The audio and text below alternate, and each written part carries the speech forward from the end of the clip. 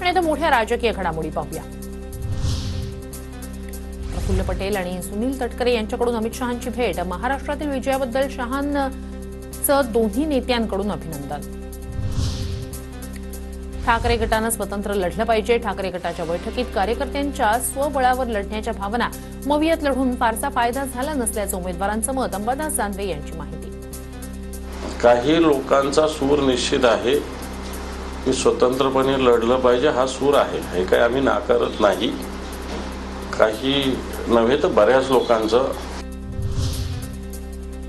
महायुतीकडून मनसे आणि राज ठाकरेंची फसवणूक। महायुतीत सहभागी होण्याबाबत मनसेची कोणतीही अपेक्षा नाही। मनसेच्या अविनाश जाधव यांची माहिती। फसवणूक महायुतीने केली तेवढी कोणी केलेली नाही, कारण सन्माननीय राजसाहेबांनी मैत्रीतल्या दुनियेतला राजा माणूस आहे राजसाहेब, बरोबर आहे। यांच्यासाठी सन्माननीय राजसाहेबांनी प्रत्येक गोष्ट केली। ज्येष्ठ कामगार नेते डॉक्टर बाबा आढाव उद्यापासून आत्मक्लेश उपोषण करणार। देशात संविधान आणि लोकशाहीची थट्टा सुरू असल्याचा आरोप।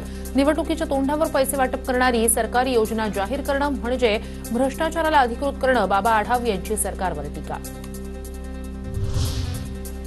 अमोल मिटकरींची नरेश अरोरांविषयीची भूमिका पक्षाची नाही। मिटकरींनी नरेश अरोरांविषयी मीडियात भूमिका मांडू नये। पार्थ पवार यांची भूमिका पक्षाच्या यशाचं श्रेय नरेश अरोरांनी घेतल्याचं मिटकरींचं म्हणणं।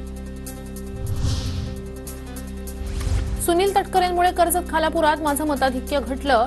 शिंदे गटाचे आमदार महेंद्र थोरवे यांची पुन्हा सुनील तटकरेंवर टीका। रायगडमध्ये राष्ट्रवादी शिवसेना नेत्यांमध्ये वाकयुद्ध।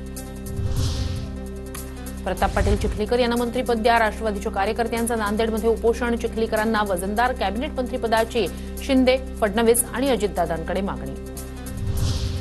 काँग्रेसच्या पराभूत उमेदवारांची उद्या बैठक। टिळक भवनातील दुपारी 1 वाजता नाना पटोले, विजय वडेट्टीवार, बाळासाहेब थोरात यांच्या नेतृत्वात बैठक। पक्षाच्या पराभवासंदर्भातील चिंतनासह ईव्हीएमबाबत रणनीती ठरणार। नागपुरात हिवाळी अधिवेशनाची जोरदार तयारी। दोन्ही सभागृहांमध्ये नव्या खुर्च्या आणि प्रत्येक आमदारासाठी स्क्रीनवर ऑनलाईन मतदानाची सोय।